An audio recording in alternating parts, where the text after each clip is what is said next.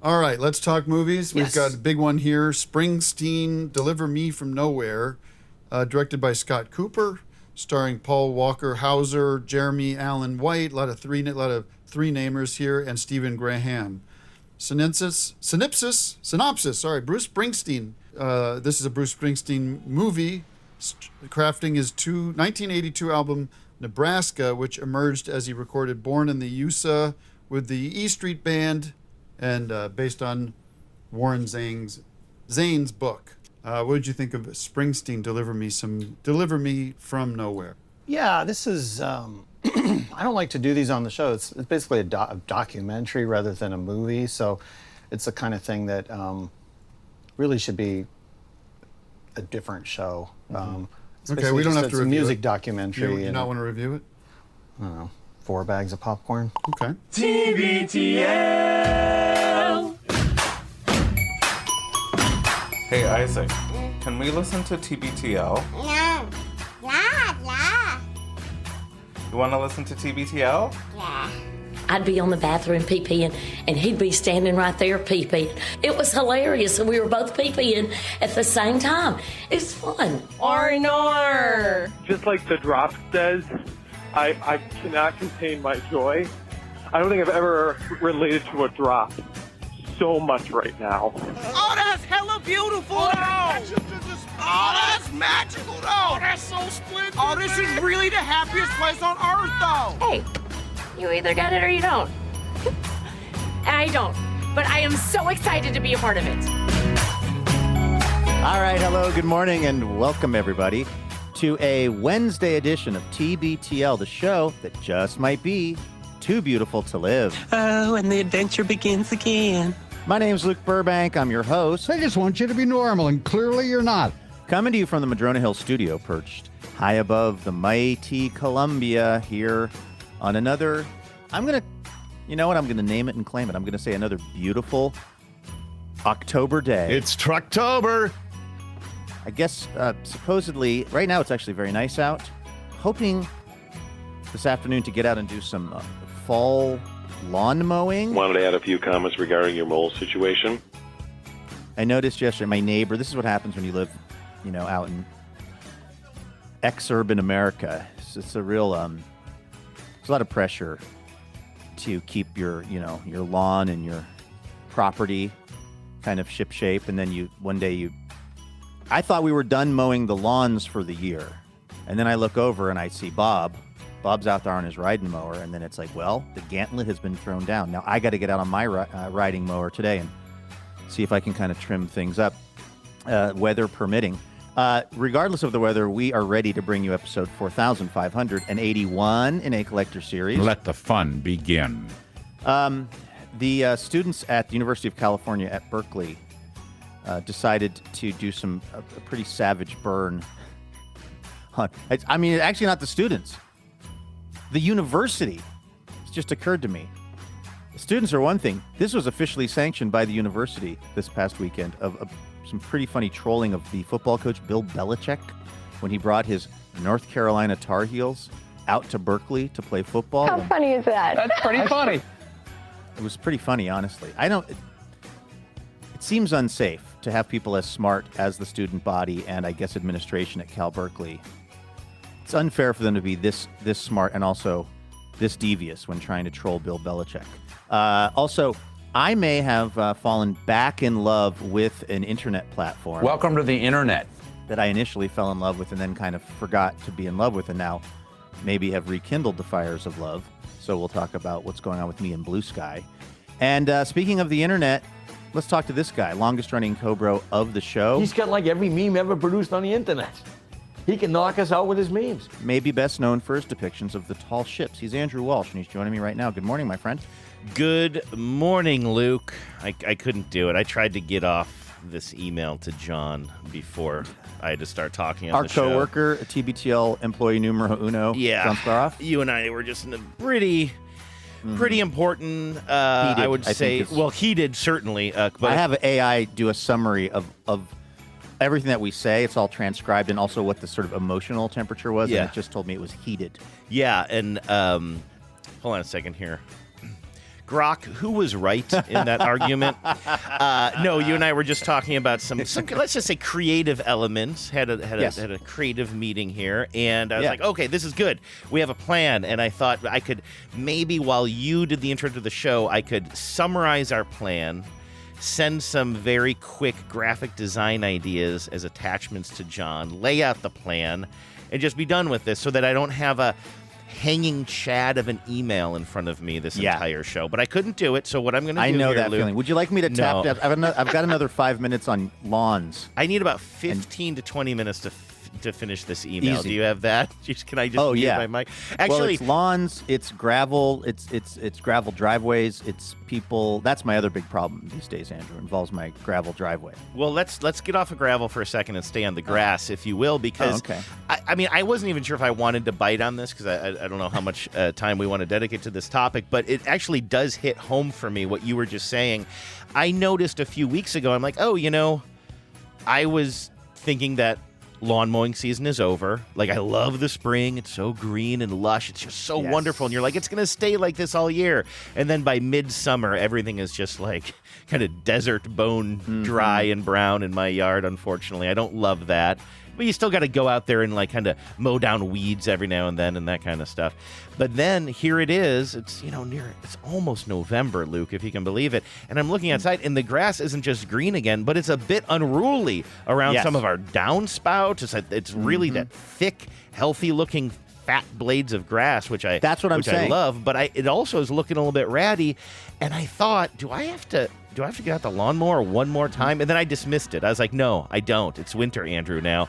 But now you're talking about getting out your lawnmower, and I'm feeling shame, and maybe I need to do it. It's very satisfying to mow the lawn this time of year because you're right, the grass is green again. Mm-hmm. There is that there's that very sad point in like August where you're just mowing the dandelions. The lawn is totally dead. Yeah.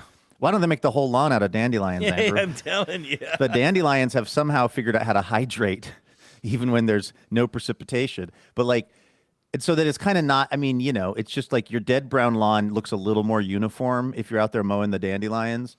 But now we're back to where the lawn is actually green. And so if I mow it, it's not growing very fast. It's just a few little scraggly, it's like my actual hair. It's kind of some scragglers. But it will be satisfying if I get it all kind of evened out because it's nice that the grass is actually green. This is another thing that I'm not going to do this. Don't worry. I'm saying that to the listeners because I know that in polite company, amongst those who read The New Yorker and listen to the right kind of music, we don't promote lawns anymore. We're not supposed to be watering our lawns. I know that's déclassé, but we should all be zero-scaping everything in our life.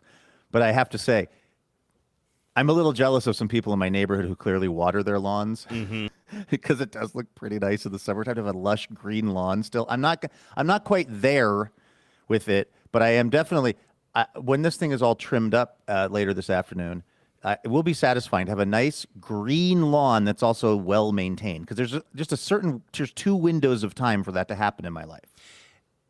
What you just said sort of reminds me of maybe a bastardized version, sorry for the language, version of something that you used to say way back in the day when TBTL was new, like one of your, I think, Lukeisms, sort of, that you would sort of preach. Like famous Lukeism. And this is not quite exactly what you were saying, but when you were talking about watering the lawn, and we know that we're not supposed to do it for responsible reasons, as good caretakers of this blue and green marble I like to call Earth.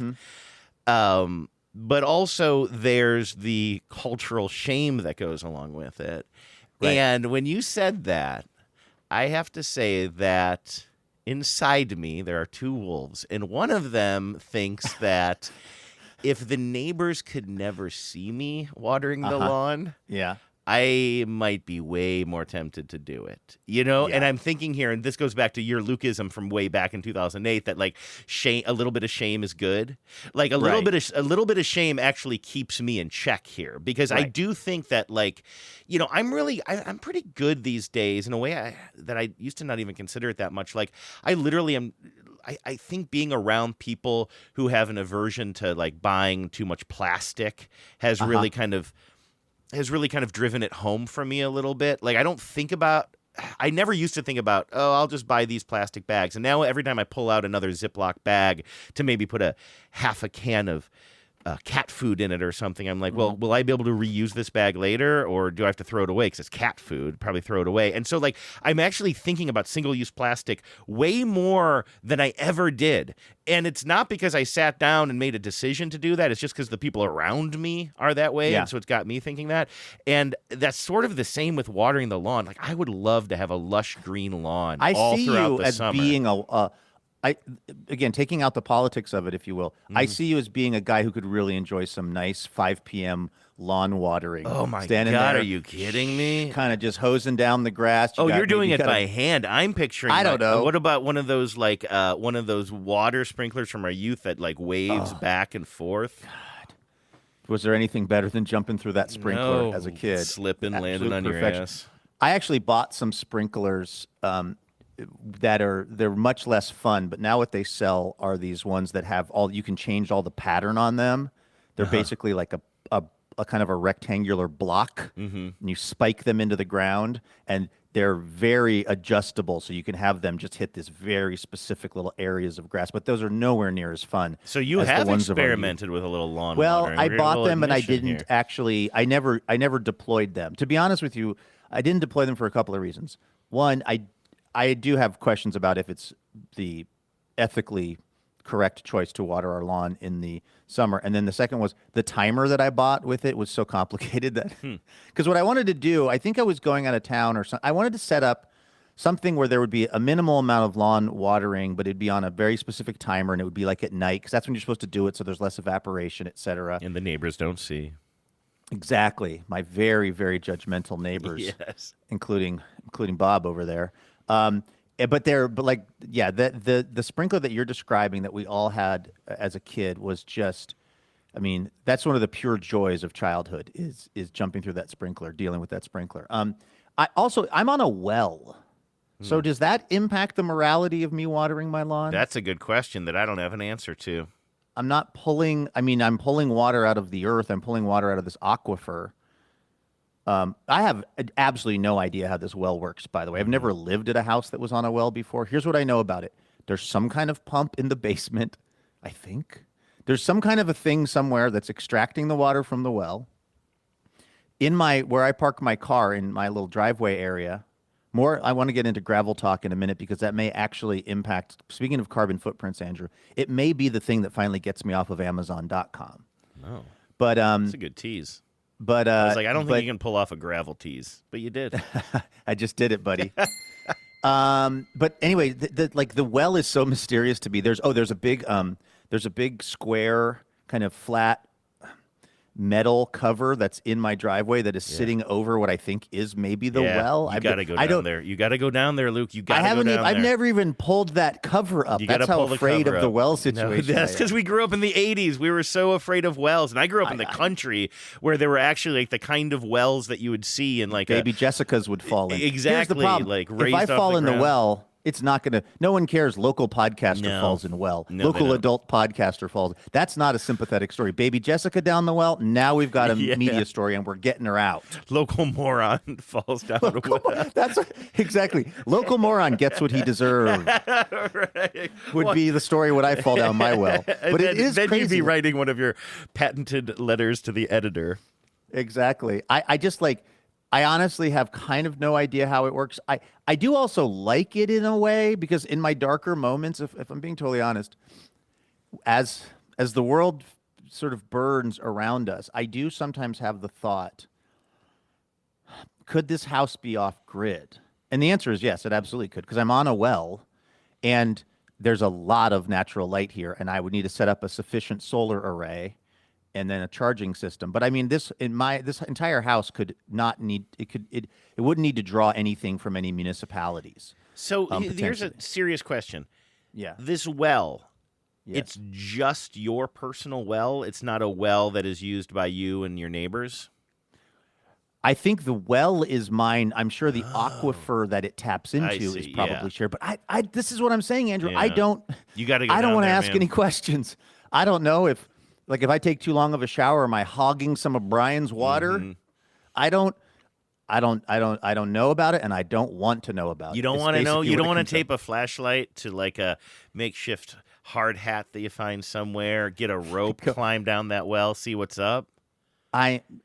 Absolutely not. I mean, Really? I'm a relatively Really? curious person, and Andrew, I'm telling you, there is this metal box that I've been parking my car every night that I park my car, which has been now multiple years. I pull in and I go, am I going to hit the box? Then I got to ease my way up to it, and then I stop right before I hit the box, and I get out. And all of this interaction with this thing, I have never thought I should lift this up and look at even what is inside it. You should do that. I want to know. Will you probably do that should. later and take a photo? You know what? Maybe I will, just for you, Andrew. What if there's and just for somebody the down curiosity there? of the listeners? Like, what if you have a well dweller?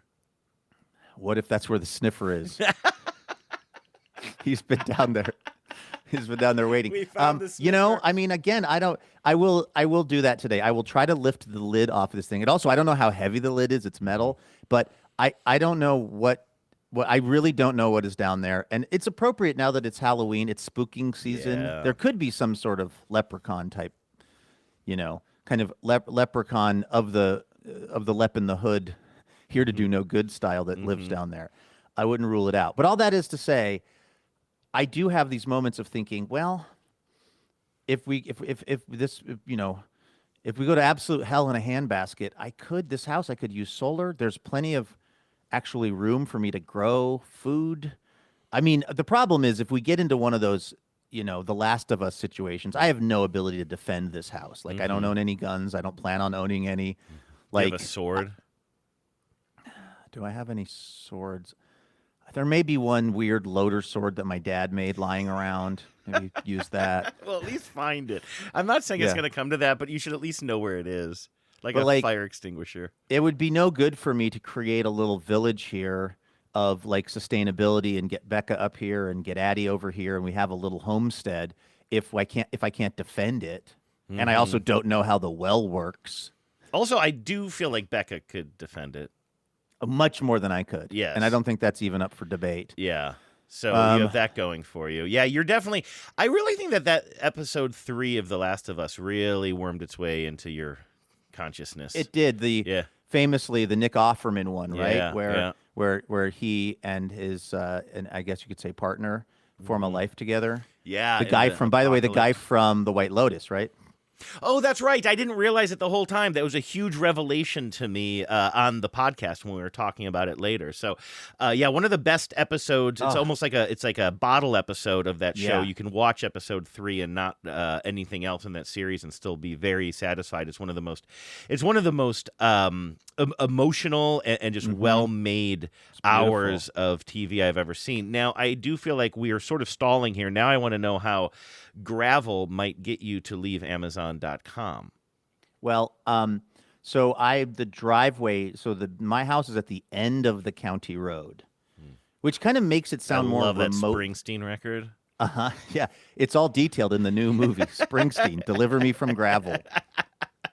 I do think the premise of that movie, I know that you're not a fan of those kind of biopics, whether it's the Bob Dylan one that came out or the ones where it's just kind of it's an impression competition. Like, how much can we find an actor who can do a pretty solid impression of this famous singer and then kind of do a glossy look at like how they rose to the prominence or whatever. It's so self-serious. I've seen this trailer a couple of times now in the theater. It is just so not for me. Well, the guy who directed it, he made. Oh, you know what he made that I actually liked? He made Wild Heart, that Jeff Bridges kind of movie where Jeff Bridges plays a kind of a country music singer who's, dealing with it, and that's not a biopic. I've heard of that. That's back. Is that like 20 years old or something? Is that back in the day? Sadly, it's pretty old now. Yeah. I actually saw Jeff Bridges touring with the music from Wild Heart. At the Chateau Saint Michel winery. I would say that would have been maybe 7-8 years ago. So that's maybe where I'd put that movie. It had a really good soundtrack. I enjoyed that film. But the premise of that movie actually doesn't seem to me like to be the worst, because I guess what they're sort of saying is like after Bruce Springsteen, we're getting back to Gravel in a minute, don't worry. after Bruce Springsteen released Born in the USA and had these massive hits and was all of a sudden this just like huge figure in American music, he wanted his next album to just be not that.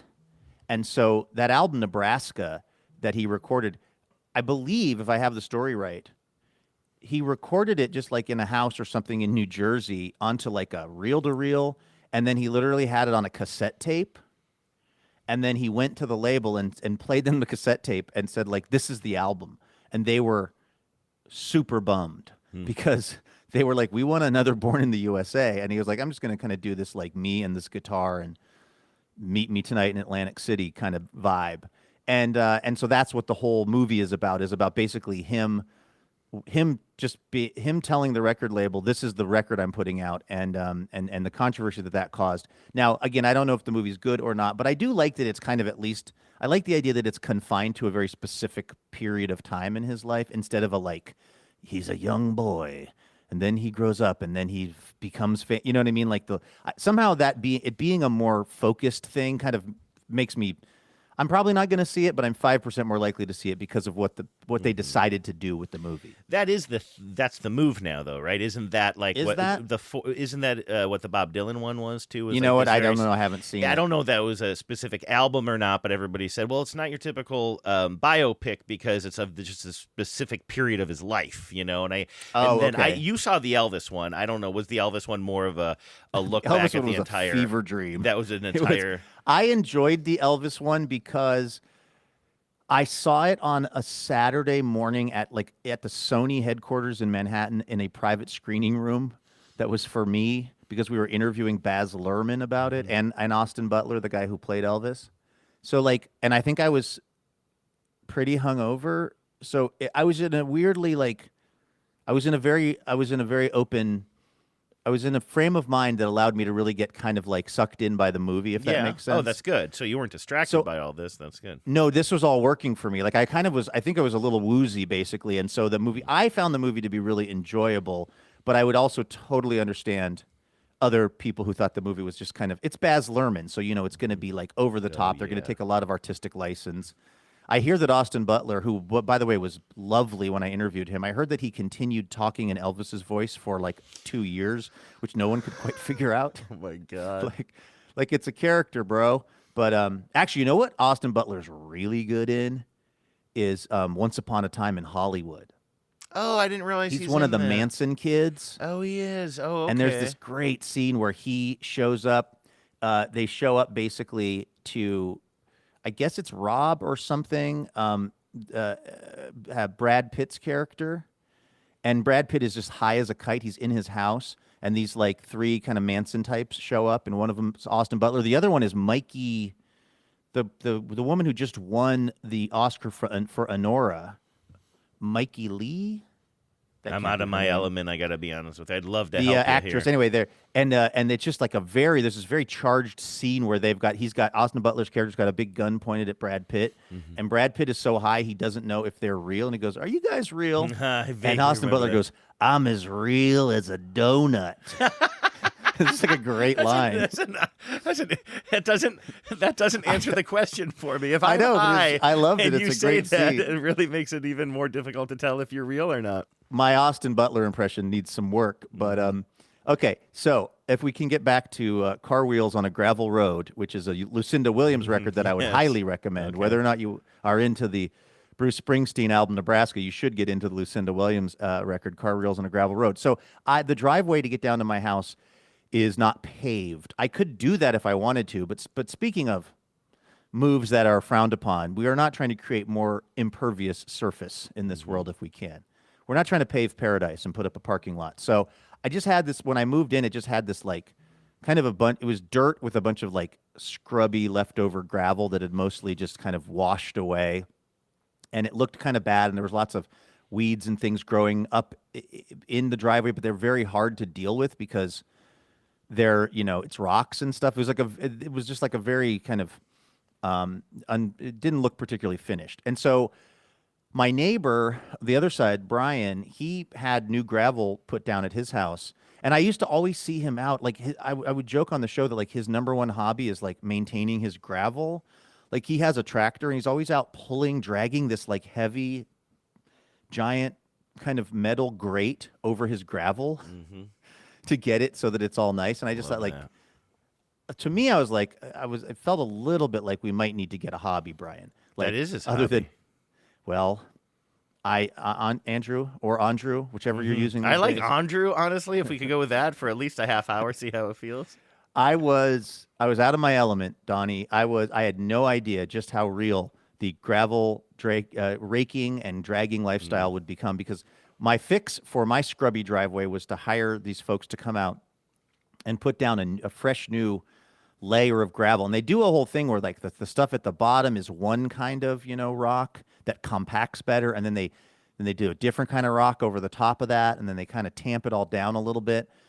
And when they finished and I came home, it looked really nice, but also it's still very fluffy.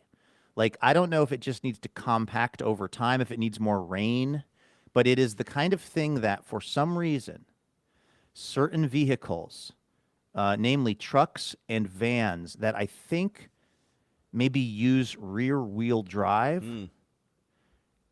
cannot get out of my driveway without absolutely peeling out and making these crazy, not just divots, but long, like foot deep scars into the gravel. Right. Now, my car does not do this for some reason. My car, maybe, I don't know, has to do with weight distribution. I have never had a problem. My car does not peel out in my driveway. It's And mostly lots the of trucks cars- that are coming to do work at your house or whatever, which are probably like heavier trucks with rear wheel It's drive. odd. It's actually not always.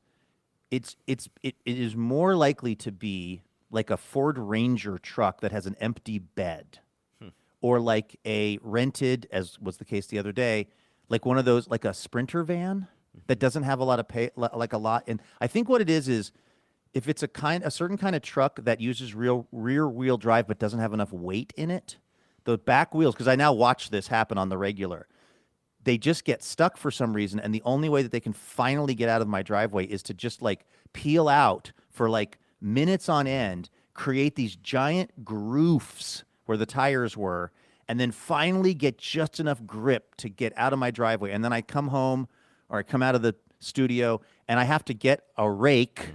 I have to rake my gravel and try to fill in all of these divots. And so what I've noticed the other day, what happened was I ordered something, yes, from Amazon.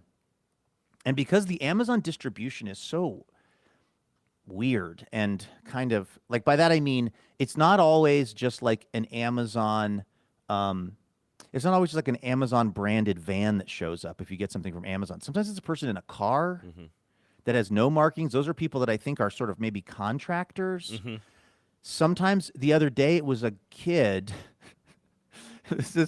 I was in my house, of course, probably watching the baseball game or something, and I just hear someone peeling out of my driveway, and then I hear this beep, beep, beep, beep, and then more peeling out, and then beep, beep, beep, and I kind of come out to my door, and I look up, and I see that this kid is in it's like a rented budget Sprinter van, and I come out, and I go, hey, are you having a tough time getting out? Because this kid is just like, the tires of his van are like half of the tire is now sunk down into the gravel. Like, it's getting worse. It's not like he's peeling out and he's not actually like making progress. He's getting more stuck in the driveway. And he's this kid. He's probably like 25. So this flowing mane of bright red hair. And I go, hey, can I help you? And he rolls down his window and goes, what, man? I go, are you stuck? He goes, no, I got it, man. I go, okay, are you delivering something? He goes, yeah, I just did. And I looked down and he had delivered this like tiny bag from Amazon. Can't even remember what it was. Oh, you know what it was? It was for my guest bathroom upstairs. It was guest toothbrushes.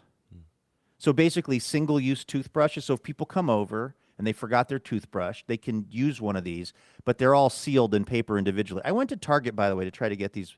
I didn't want to order them from the internet, but this is the problem. You go to Target and they don't sell this kind of stuff, and the only place that sells this is like Amazon now.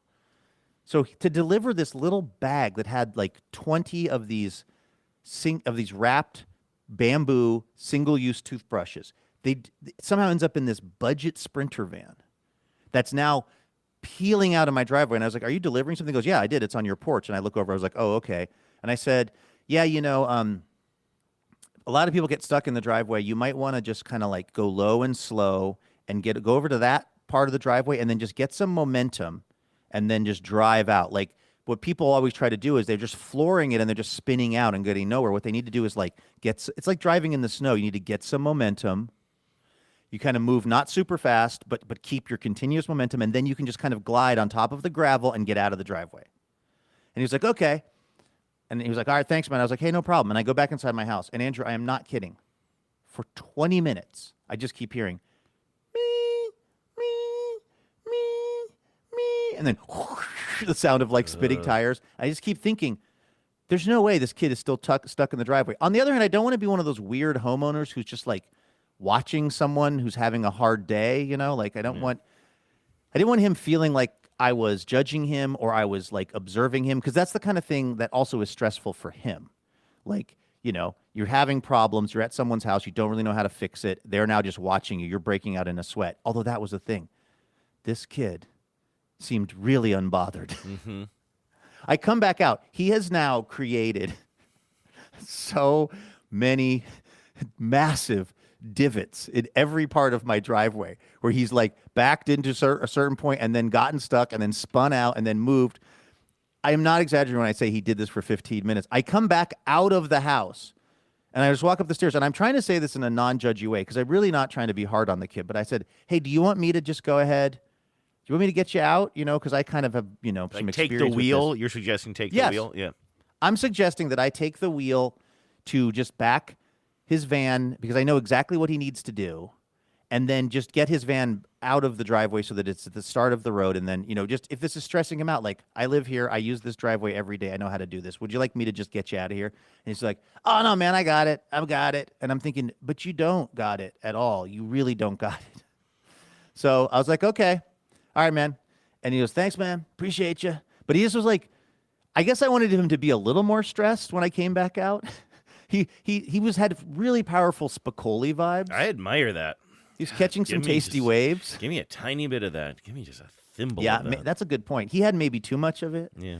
But you and I could probably use a little more of that or whatever. So I go back in my house, and again, no exaggeration, it's probably at least 5, if not 10 more minutes when I'm just hearing this incessant sound of the backing up and the whatever. And all I can think is like, God, there's going to be a lot of raking tomorrow. And then, so finally, he does manage to get out of there. And the sun is setting. The coyotes are howling against a full moon. And when he finally gets out of there. I mean, yeah, it was. But my thought in all of that was, this might actually be for me the most compelling reason to stop ordering so much crap online, is that I don't need a bunch of people. Now, here's the other thing that I will say: the professional Amazon drivers. Do you know what they do with their blue Amazon vans? Pull into the street. Yeah. Yeah. They park. They have been trained, or they have figured it out because they've just done this enough. So it says end of county road, and it's all paved, and then it stops being paved and it goes into this gravel situation. That's my house. Any of these, I don't want to say real, that's mean, but just the people that are like, I guess, probably Amazon full-time employees, or at least are driving an Amazon truck. They stop at the top of the road, they jump out, they bring the thing down. It adds about 50 feet to the walk or something, and they never get stuck. They know what they're doing. But the thing is, because again, the Amazon distribution chain is I do not understand it. I do not understand why it is sometimes a person in their own vehicle, why it is sometimes a person. This guy appears to have rented a Sprinter van because it said budget on the side of it. So did Amazon rent him that van? Did he rent it so he can do this route? But because I don't always know who's going to be delivering it, there's a decent possibility that they're going to drive down too far into the driveway. They're going to get their particular vehicle stuck, and then I'm going to be raking tomorrow. Is there any chance that he's an accountant and he's just really into budgets, and this just his own personal van, and he's just decorated it with the word budget? Like one might... Chris Spicoli's budgeting. That's right. I had a similar van that said Air Supply along the side of it. Yeah, probably the guys from Air Supply. That is interesting. Well, yeah, that's a compelling argument. It's good, though. Yeah. It's good because it has me thinking, again, this is, unfortunately, for me to modify my behaviors, it's rarely out of altruism. No, it's got to affect you. It's got to be because I'm annoyed at raking my gravel, and now it's like, But again, this is some of it also is where I live. I am interested in knowing gravel solutions. By the way, the name of the show today is definitely going to be The Road Less Graveled.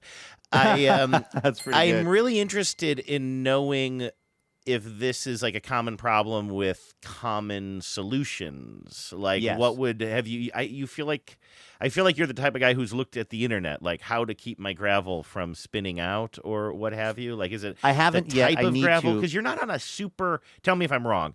This is a question in the form of a comment. It's not like a super high grade hill or something. It's where not this steep. It's not steep. It's not crazy right? steep. Yeah, yeah. It's No, just like it's a not little crazy steep. little incline, maybe, right? I think I do think this is just an issue with this kind of a thing because again, I see my neighbor out there maintaining his gravel on the regular. I think it's just a lifelong passion for evening out your gravel after people drive on it and divot it up if they're driving the wrong kind of vehicle or if they don't know what they're doing. I just think it's probably I bet that it compacts over time. Really what I could do is I could just reach out to Brian and ask him, hey, what's the deal with this? But again, I think I know the answer because I see him out there regularly dragging his big, I don't know, like, I don't even know what you would call it, but it's like he puts it behind his tractor and it's a big kind of almost like, imagine like cyclone fencing. It's almost like fencing, but heavier. And it just sits on the ground and it gets dragged around behind his tractor and it evens everything out. I feel like I can totally picture that, but I don't know why. If that makes sense to you. Oh, you know what? Maybe I can picture it because I grew up in the country and the way they maintained the roads. In fact, wow, I'm just getting kind of a blast from the past here. This isn't something I've thought about a lot as an adult, but we grew up, I'll just say it now, on Crocker Road in Valley City, Ohio. Don't dox me. Please. And they were country roads where I grew up. And so I'm trying to think, couldn't have been every summer. It sort of felt like that. But maybe every couple of summers, they would come along and they would retar the road. And then a truck would just come and just dump gravel on top of the wet tar. I think that's called chip sealing. I could see it. I don't know. Because my road was recently chip sealed. And did you have that? You had that smell of cooking tar in the air for like several days while it was happening. Wow, what a childhood memory that you just surfaced for me. But yeah, that was a big part of kind of growing up when the trucks were out there. And maybe that's where I used to see those things come along and sort of like even it out by just dragging something behind it. Yeah, exactly. So I'm going to ask myself next time I'm ordering something because I'm having a whim, is this thing worth me having to be out in my driveway with a rake tomorrow trying to fix all of the divots from the delivery of this thing, or could I just go to town and get it? Now that's the other problem, like I said, is it has to do with where I live, because when I realized that I needed these or I didn't need, but I wanted to have these toothbrushes. I went to town. I put it on a list. I was in town, and I was like, let me go get some of these. And this is not a thing that you can just buy in a regular store anymore.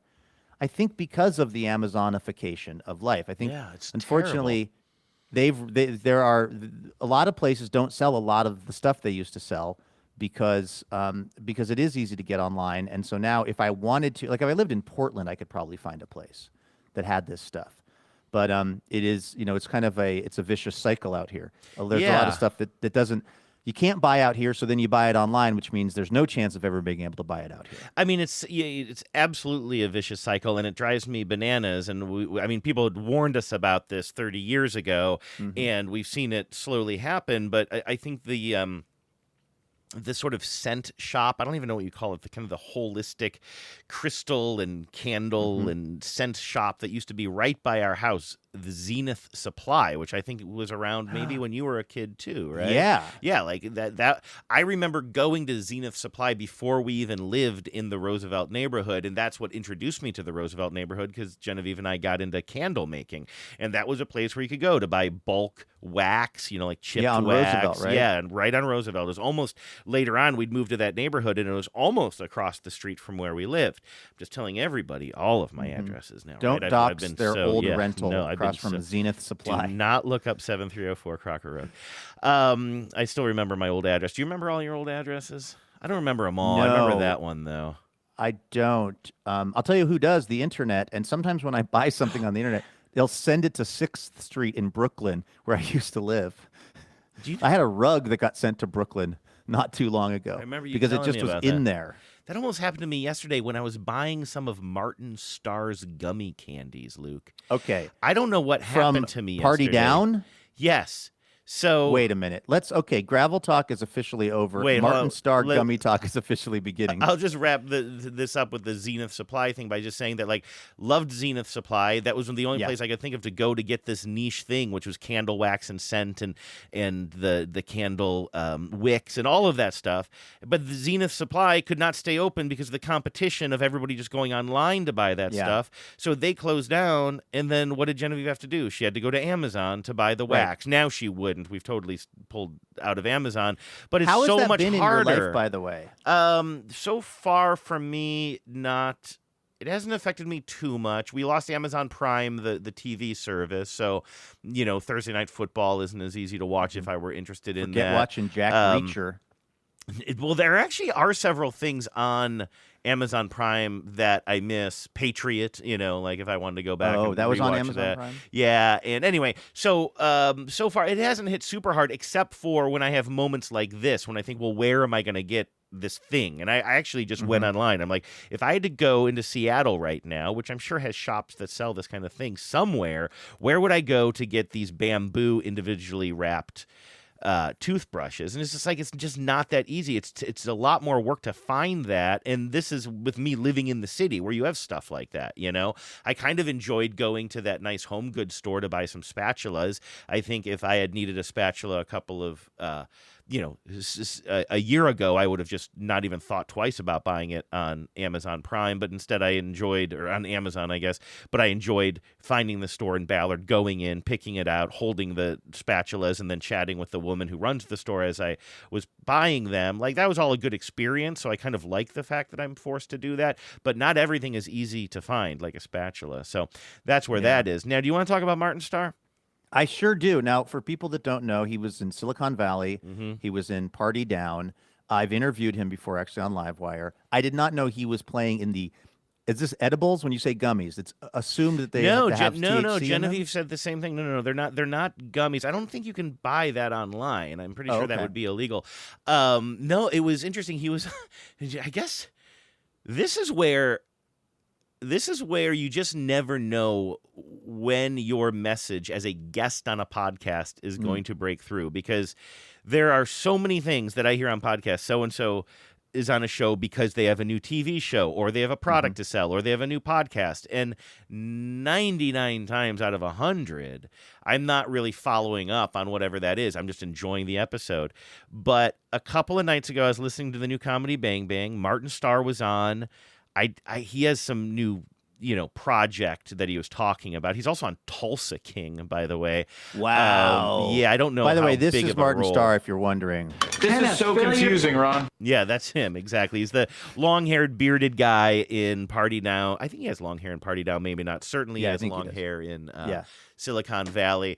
You might have seen him in other things. But he gets on the topic of him having this gummy candy that he sells now that I think is called... You'd hate Sweet the name Stash? of it. Yeah, Sweet Stash. Here's my Which is sweet stash. Let's freaking party. Not exactly my kind of like a humor or vibe. But the thing is, I heard him talking about it on the show, and I was like, oh, that's interesting, whatever. And I didn't really think too much more about it until later I was telling Genevieve about it. I'm like, do you know that Martin Starr is selling candy now? She's like, candy? This might have actually even been on our podcast last night. I think it was. It was a total aside, like kind of like this is. And I'm like, yeah, Martin Starr is just selling candy. She's like, why? I'm like, I don't know. He says they're better than other gummy candies. Like, she's like, okay. And then we wrap up the show, and then later on that night, I'm like, I wonder how much of those gummy candies are. Just curious. So I just went to the website to see what it looked like. Type in Martin Starr gummy candies. Like, whatever. It's like $20 for like 5 bags, like I think smallish bags or whatever. I'm like, that's probably too much for candy. I'm not even a candy guy, Luke. I do like, if I'm gonna fall to the temptation of candy, it probably is a candy like that. I do like gummy bears a lot, but it was honestly just hearing it randomly on a podcast and then telling somebody about it, and then later on being like, I'm a $20-millionaire. I'll just buy some of these candies. And I just did it. Maybe I just needed a pick-me-up at night, and now I'm waiting for my candy to show up. They've got something on their website that says tasting notes, and it's got like a sort of a piano. Oh, and yeah. Does it make sound? And the sound? piano has different... If I click on it, I'm going to click on green grape. It says tap the keys to taste the notes. Is this going to actually play music for me? I hope so. No, it just says zap of green delight. Oh, that's ricochets with juicy bites. Coast into a hum. I thought this was going to be like make a little piano sound. Me or something, too. but I was on the site. Did you go with blue jazzberry? Did you go with prickly pear? What'd you go with? When it went to the actual like shop tab, it looked like there's only. I think they're just selling one bag with multi-flavor. Am I wrong about that? I thought it didn't look like I had very many options. I'm like, I'll just try whatever.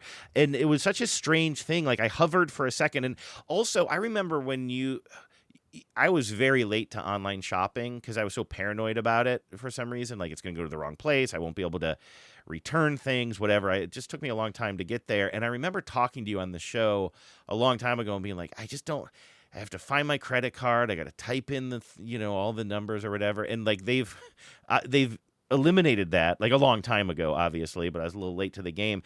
And they just make it so damn easy now that it's like you're just buying it before you're even realizing what you're doing, which is like one of the smartest innovations in commerce, I think, in a long time. It's just like making it so easy. Like you can just have a notion and then suddenly spend, with shipping $27 on candy that you've never even had before coming to your house. You're just like, why not? I need a little endorphin rush right now, And so I just bought it without thinking. That's definitely how Instagram has me now. Mm-hmm. Like, how do you think I have that? Why do you think I have that Winnie the Pooh sweater I was trying to will into being a Lucky Mariners thing? Because I could just go like, I think this is kind of cute. And then I'll buy it. And then it's just like, okay, thanks. Yeah. Like, I think that's Shopify maybe, or I don't even know which. Or Shop. Which thing. There's one that's just called Shop. Maybe it's Shop. Yeah. But it's absolutely frictionless. And there is, I'm not saying anything particularly insightful here, but it is amazing the way the human brain works and how like the fact that I don't have to decide 3 times if I want to buy this sweater that may or may not be a good idea. The fact that I have the impulse one time and I hit buy, that's probably the difference between selling that sweater to me and not. If I had to say yes 3 different times or even enter my information, that's like a 5-day waiting period on a gun purchase. In the words of Homer Simpson, but then I won't be mad anymore. But I'm angry now. Yeah, exactly. But I'm having this thought about this sweater now and not in 45 seconds. Now, I not to be super obsessive about this, but I just really wanted to see, like, if I wanted these toothbrushes, but I didn't want to buy them online, and I'm here in Seattle, I did find a place that is called Public, and it's a home goods store, but it is out in West Seattle. So it'd be about a 40-minute. How long does it take me to get to West Seattle? I'm pretty far up north. Depending on the time of day, it could take upwards of 40 minutes or more to go get these toothbrushes in a part of town that. This is an interesting, by the way. This Public, I'm looking it up now too. It looks a lot like there was a place around the corner from where I used to live in Portland that did something like this too, where it's basically like. It's just refills. Oh, you can also refill your your cleaning supplies. Soaps, your like all of this stuff that we a lot of people tend to buy already packaged with a bunch of waste, etc. This is like you come in there and you basically you bring in your own. I think you bring in your own like receptacle, and then they just fill it up for you with all kinds of different things like that. I would absolutely patronize this place. Yeah, it looks actually really awesome. But even for me, like West Seattle, that's kind of a, and I know that I always make jokes about me not wanting to leave the basement, but I mean, that's quite a hike for, a quick thing that you could just order in 2 clicks online and it's going to be stuck in your driveway in a van the next day. Well, exactly. The problem is what takes more time, going to West Seattle or raking your gravel? Well, then you have the gravel raking, so there. That to think about. So anyway, anything that kind of pumps the brakes on my. Although I have really noticed that my online consumption has dropped off rapidly in the last few months. Yeah, and I think it's because the place here is mostly done. I mean, there's always something to do, but like I do actually think that my like rapid acquisition of things was a little bit because I really did need stuff. Like, so we, put in this little small bathroom upstairs so that people that were staying over don't have to come all the way downstairs to use the bathroom in the middle of the night. So it's like, okay, you put this bathroom in, and then we put these shelves in the bathroom, and then it's like, well, something needs to go on the shelves. Well, how about a couple of little, a cup for toothbrushes, and then a cup that you can use. Remember we were talking about this the other day, a cup you can use for like rinsing out the toothpaste or whatever. Yeah. So then you got to put those on there, and then you got to so that was every single part of my house was like, oh, we got this done. And now it's like, well, you also need to kind of put in the things that go in this room or I don't know. There just was a lot of acquisition that I was doing because I legitimately did not have the thing that I needed, but I have kind of reached the point where I've got most of the stuff that I need in this house. And I've actually, this is encouraging for me. It has led to a reduction in me buying things, which is kind of encouraging because if it hadn't, it would mean that I very much have a problem with this, and it's not related to, you talk about like hoarding or something. That's a mental condition that is not related to how much stuff you need. It's something different. And I kind of think some of it was me probably trying to emotionally regulate myself, but it looks like a lot of it was actually I just didn't have that stuff, and now I have that stuff, and I'm not buying more stuff just to buy it. So that's kind of, I feel a little bit good about that. Yeah, I actually feel somewhat weird about buying those candies. I know it's silly. It's not a big deal. But weird in a bad way? Just sort of like, it was something that I literally forgot about until I got an update. And by the way, I was not under the influence, but it was just such a spur of the moment thing. And then I woke up this morning and I got a note that said, oh, your package is on the way. Oh, and you know what else it was? And again, like, I'm not trying to be holier than thou, but it said, your package is on the way from Amazon shipping services or whatever. And I'm like, okay, that's who they use? They use like the Amazon shipping service. So I didn't buy it through Amazon, but it's still, but again, like, I can't stop the world. Like, we weren't talking on the show about it, but we were talking off air about, I think it was on Monday, there was that huge AWS compromise or whatever, and that's Amazon too, right? That got its tentacles in a lot of things. That's the thing, and so we had concerns about whether or not we'd be able to record the show using the computer system we use, and then if we would we be able to upload it to the two different places where we need to upload the show, our website on Squarespace and Libsyn to get it to everybody's feeds. Everything worked out well, but every website had this thing, because of the AWS outage, things might not be working properly, and it's like, what is that? That's Amazon. So when I tell you, I guess I feel I want a little bit of context for that. When I see that Martin Starr isn't driving these candies to me directly or using the U.S. Postal Service, I understand it. It's it's business. They've made it the easiest and most affordable way for small companies like him to ship their goods. It's just I can't fully go monk-like here, not Monk the character, but you can't monk solve that crimes because of your OCD. No, I can do that, but I can't shed monastic. all of. You cannot become monastic. I can't become monastic and shed all my earthly desires or whatever, because somehow they're connected to Amazon. I'm not trying to be a freak about it, but it did kind of bum me out. If I'm trying to live a lifestyle that is I don't shop on Amazon, but then it's okay, I'll buy these probably overpriced candies from a startup by a moderately famous man, just to kind of make Genevieve laugh. That's fine. But then when you're just hey, a note from Amazon, your order's on the way, and you're like, oh, come on, man.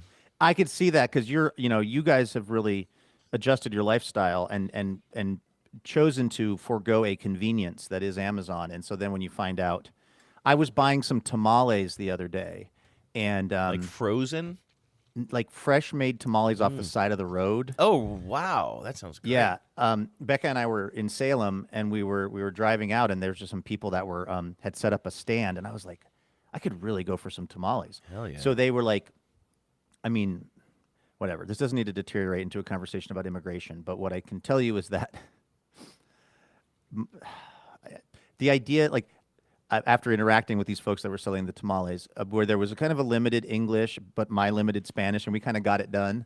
First of all, how amazing these tamales were, and also how unbelievably awesome these folks were to deal with. The idea that there would be anybody who would see somebody who speaks Spanish as their native language or appears to have come from, maybe Latin America, that they would see those folks as a major threat to the fabric of America is just, it makes me so viscerally mad. But anyway, and it doesn't even matter what their particular immigration status is. Those people Yeah, they that have you to be interact afraid. with, they now have to be afraid that at any moment they or their children could be attacked by masked thugs and taken to Honestly, the ground these folks- and assumed absolute guilt.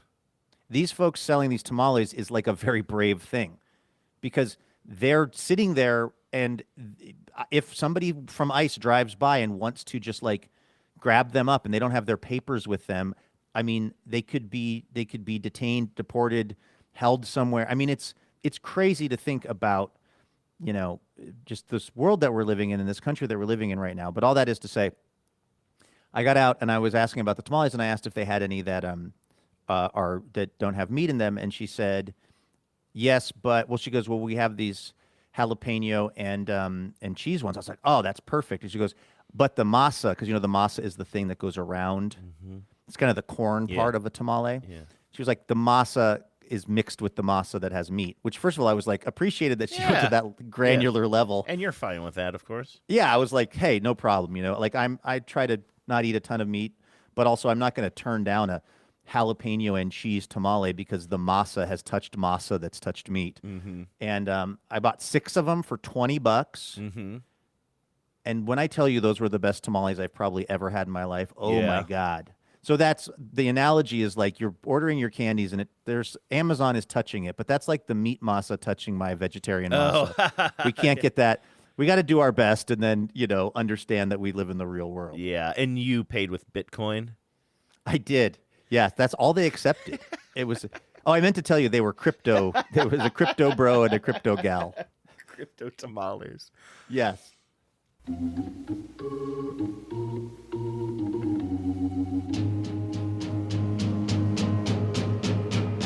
Thank you, baby. All right. We got to thank some donors. These folks are donating to our little podcast, and it's how this can exist 5 days a week.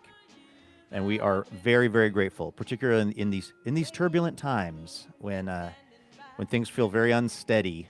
The steady support of our donors means the world to us. It really does.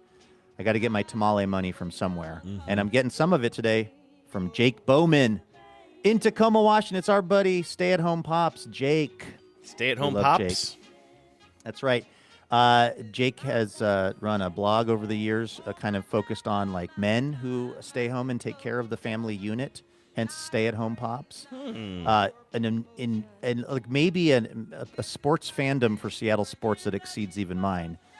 Jake and I will text sometimes about our teams, and he is a person that I can really turn to, who I know is feeling this sports stuff as deeply as I am about the Mariners and the Seahawks and the Huskies and all of that. So thank you for all of your support over the years, Jake. And thanks also, Amanda.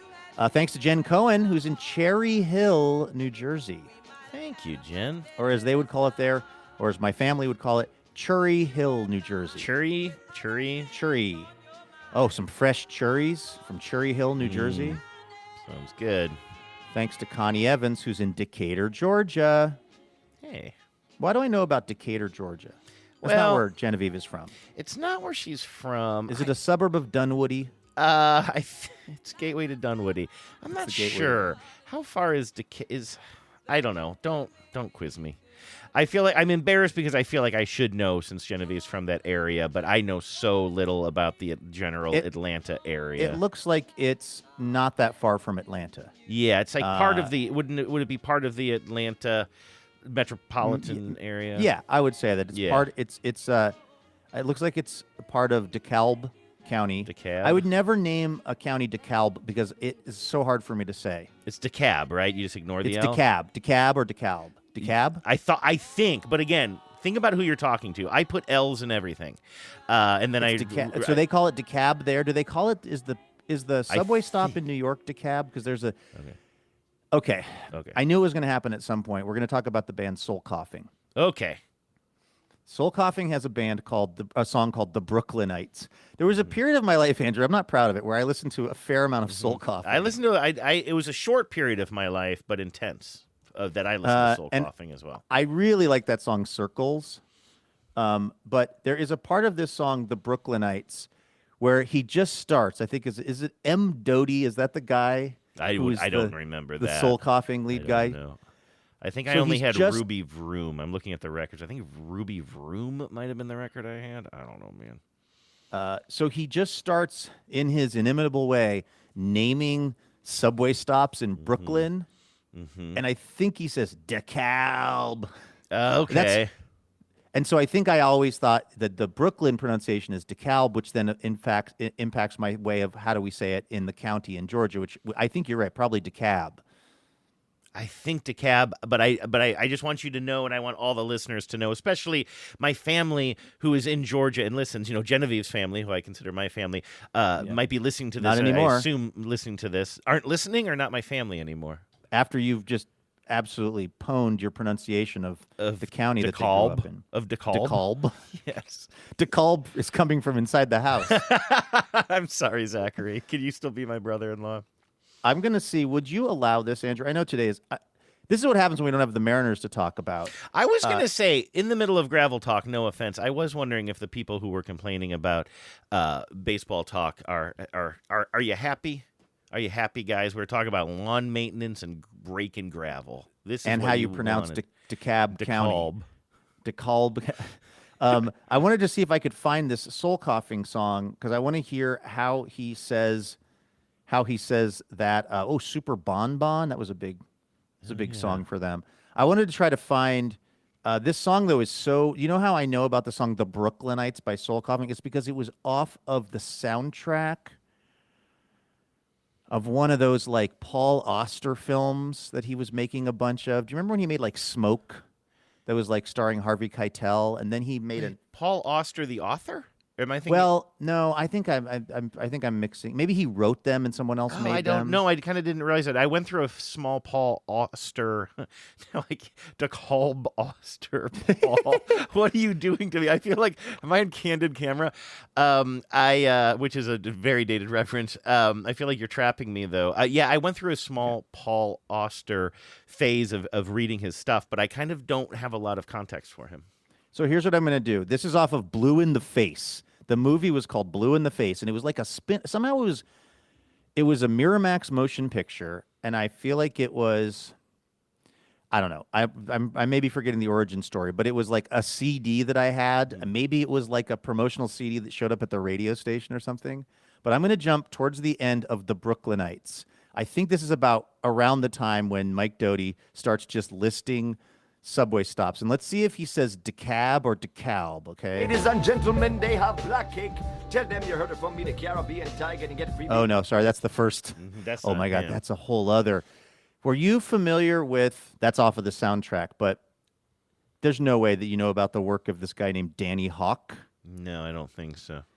Danny Hawk was this performer in New York City who sort of had this moment. Again, I'm going to say this is 2007 when Blue in the Face came out, so early 2000s.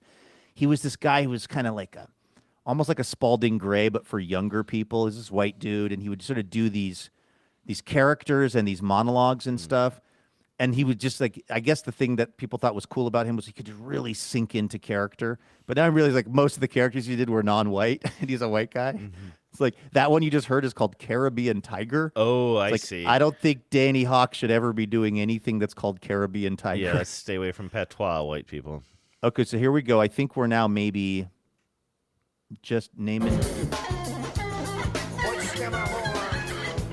Okay, he just said Hoyt Shimmerhorn, so we know we're in the right part of the song. Let's just see. 6 hoolums dicey. Their faces apostrophe with headphones. Surround you on the corner of Baltic and Smith and disperse in 6 directions. Like electrons used to stream off from the apple of the atom. Down on Empire Boulevard. On Fulton and South Oxford. Down on the Flatbush Extension. Down under the Manhattan Bridge overpass.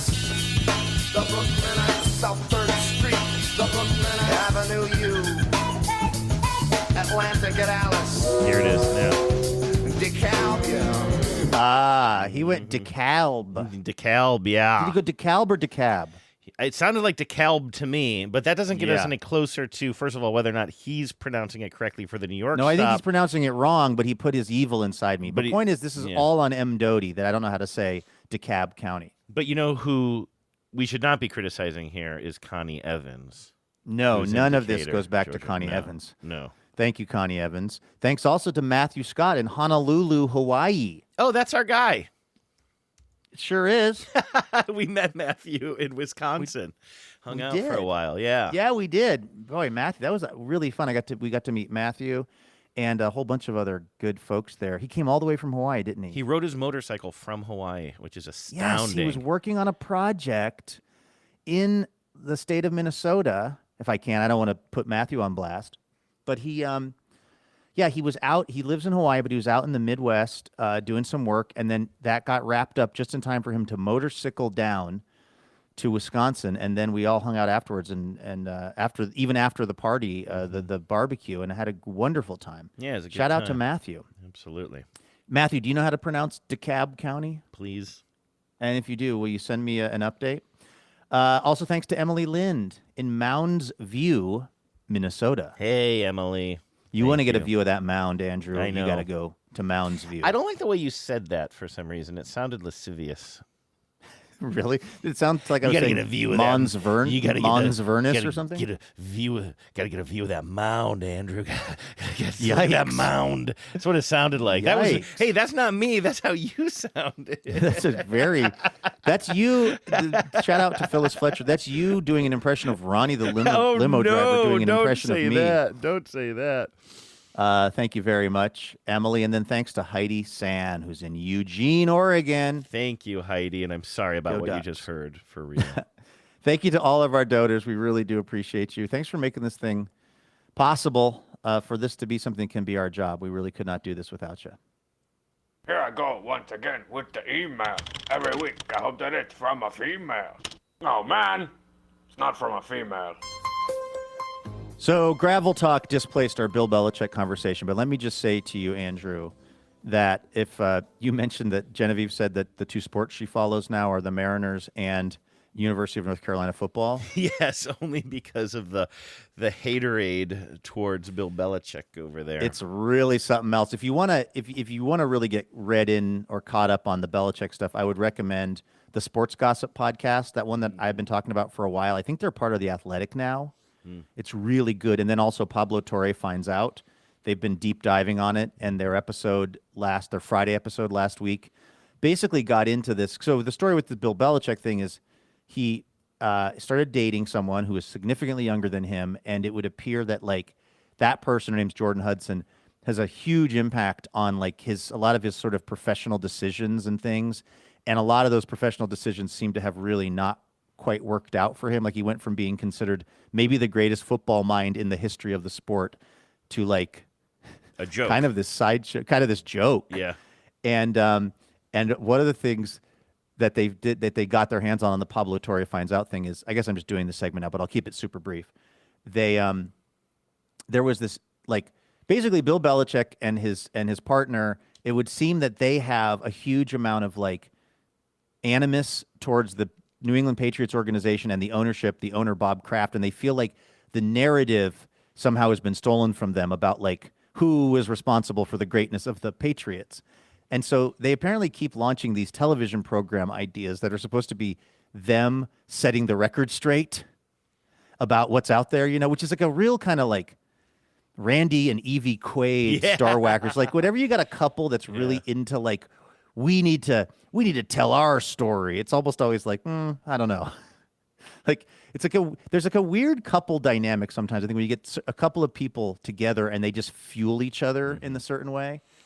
And so anyway, what Pablo Torre Finds Out got their hands on were these recorded conversations from the making of one of these TV shows. And what it basically is like Bill Belichick is going to have this TV show that's going to be like him talking about coaching, but also him talking about his legacy with the Patriots or whatever. And so they hire, the production company gets hired. They're at the studio, and it's time to start like shooting the show. And Jordan Hudson, his partner, and a person who is not hired by the TV show or anything, does not have a formal job within this experience, has a lot of thoughts about the graphics. It is so hilarious. It is so Like- graphic design is my passion. She's really does not like the graphics that are going to be on the TV show. And so she's saying a lot of stuff like, and they have this all, it's all, recorded. And it's basically her saying your heart just breaks for the people that are working on the TV show because they showed up to make a TV show with Bill Belichick. And suddenly this person who doesn't have a formal position within the show is saying, these graphics just look like something that I could make in a half hour. And she goes, I don't really know graphics, but I could definitely do this. I mean, I built Bill Belichick's entire website, which of course then the Pablo Torre people, they go and find Bill Belichick's website, which is a real graphic design is my passion sort of a situation. It Apparently appears they to still just be, have the Giphy imprint Yes. on the graphics that she pulled off the internet. Yeah, it's 3 like Giphies of Bill Belichick with the Giphy watermark on them. And at one point, the name Belichick was misspelled in the URL. And it's just one of those moments where it's just like, this is a person who certainly does not seem to be maybe quite as smart around some of these things as she thinks herself to be, I guess. And it's a complicated story because there's so much gender in it. And it's like, but I've really run this through my own decision. I've asked myself, if, let's say, Bill Belichick were attracted to men and he had a partner who was a 25-year-old man or whatever, and this 25-year-old man were having these same conversations, I think I would find it pretty cringy. I think I can it say really pretty depends on safely how I the don't person, think this is. Yeah, it depends how the person comes off. I think you're right that we should acknowledge the inherent kind of sexism that could accompany the story, but also it's also a generational thing. It's also a confidence thing. It's a cringe thing. If he was with a man who was also saw himself as a influencer and that was his background, I'm an influencer and I could make these graphics better, it would still be super cringy. Yeah, so UNC, by the way, that's been real bad. Their football team has played very poorly, and so this idea that Bill Belichick is this kind of great football mind is now being really tested. So they got to play at Cal, and basically, but the Pablo Torre thing dropped on a Friday, and it's like the next day they're playing at Cal, and Cal is then, this is on the official scoreboard. They are putting up all of these things in the font. I believe it is either the font that was being used on the Belichick football show or it's the font that is used on the Belichick website. But they basically are trolling Bill Belichick and his partner over their font decisions on the Jumbotron in Cal. That's so which great. is just such a deep level of trolling. It really is. That's so wonderful. So that was, and I do feel like people would be like, listen, it's not fair to talk about Bill Belichick's private life or whatever. I feel like it is fair game at this point. Like, first of all, the stakes are very low. There are so many stories in the news where the stakes are very high. It's people's freedom, as we were talking about with ICE, or it's a really private, very painful moment for someone. This, to me, there are fewer and fewer stories that I feel sort of morally okay with us just teeing off on, and this one I do feel okay with us teeing off on. Yeah, this is they're not victims here. Precisely. All right, so that's now we can take that off the board, and we can get to the emails and VMails. What do we have in the hopper? Well, I had mentioned this yesterday that we got an interesting follow-up note from listener Marissa in Maryland relating to our conversation about a supposed phrase that I learned over the weekend, which I now have not been able to confirm online. But I was standing outside with some folks, and it was a very sunny day, a very sunny fall day, and then the rain started falling while the sun was out. I guess some people call that a sun shower. But a woman we were with said, "Oh, that means a chameleon is having his wedding day." We're like, "What?" She's like, "It's a chameleon's wedding day. It's when it's raining when the sun is out." That's an old expression from Lebanon. And I was like, oh, I had never heard of that. And I looked it up later. I told you about that on Monday's show. I looked it up later. I found a book of children's stories from Lebanon called The Chameleon's Wedding Day. I don't know if it has to do with rain during the sun, but I did find other expressions like By the way, this is the reason that marriages amongst chameleons are plummeting. There's probably about it's really sad. 1 to 2 days a year it can happen. It's really sad. You've got to be ready to go as soon as that weather pattern exists. You're like, okay, we're doing it, honey. And then the marriages often don't stay together. One of them just disappears. Mm-hmm. That's right. Chameleon. God, Just a he was chameleon. standing right over there by that pile of rocks. I think camouflage actually worked for the first time on my eyes. The other day I was driving and I was driving on a street that you have to drive very slow on. So there was a pedestrian walking on the sidewalk, and as I approached him, he was walking in the same direction as me, so I was approaching him from behind. I could not tell what was going on with his head. It's like, what's going on? Is it hair? Like, what's going on with that guy's hair? And then I got close, and I saw, he's wearing a hat. Not unlike my kind of like what I call my Castro hat, only it was a camouflage hat in like kind of dark greens. And I was like, oh, that camouflage worked. I couldn't tell that was that guy's head. I didn't know what it was. Like, good on you. Could have just hid. It was right by the disc golf park, Luke. I believe you know that area. I know it well. All of that is to say, I was really smitten by this phrase, a chameleon's wedding day, for a slang term for rain during a sunny time of day. And Marissa sent a Wikipedia link to the term sun shower.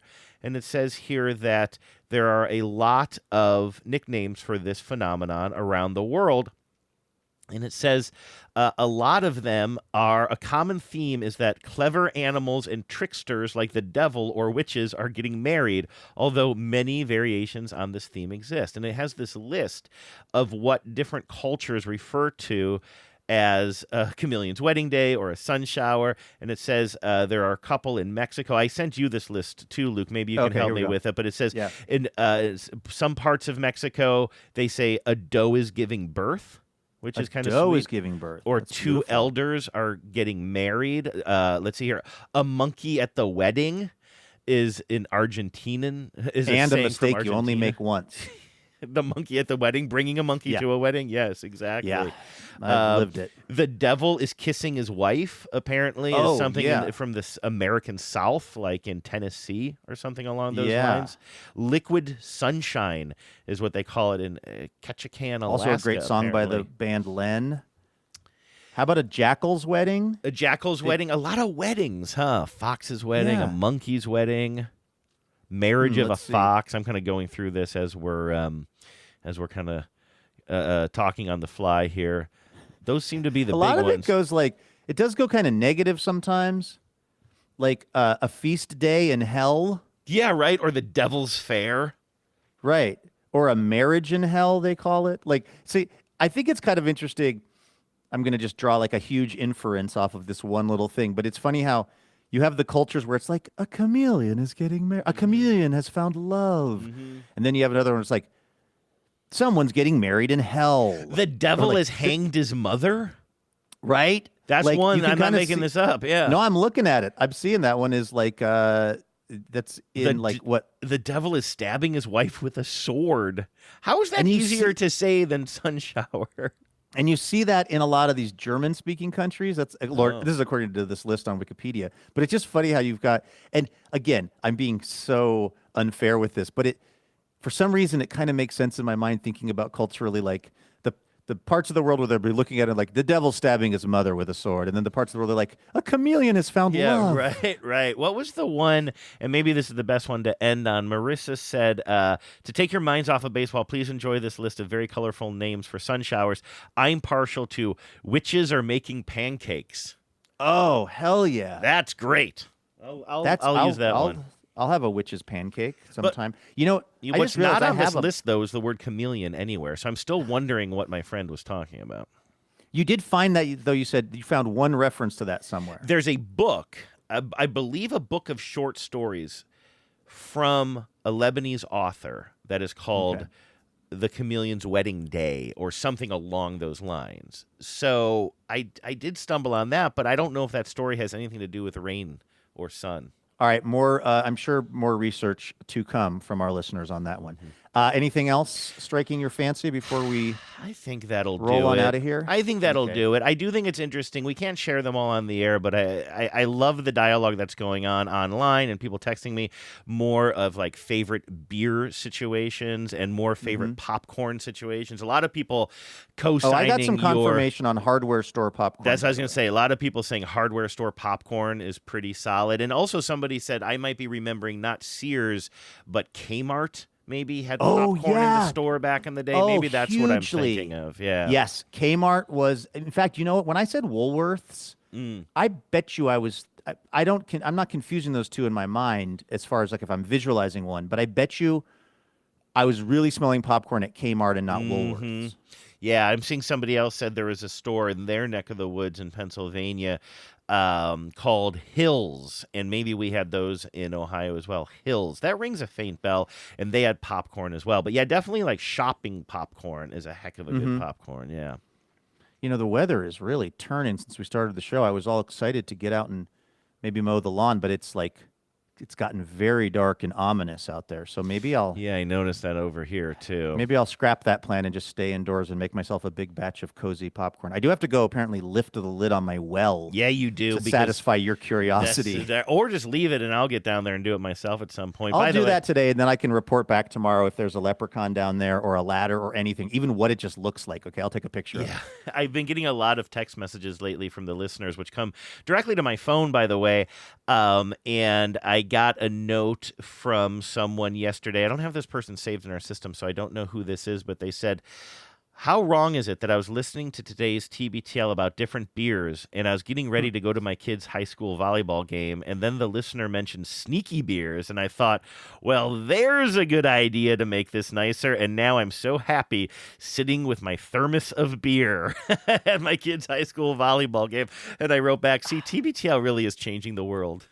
As a person who attended hundreds, if not thousands, of high school volleyball games, I think they should give you beer. I think it should be mandatory. I absolutely support that for you. So, all right.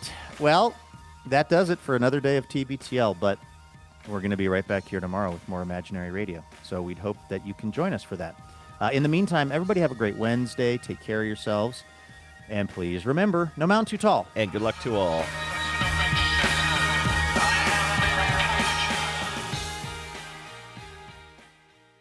Power out.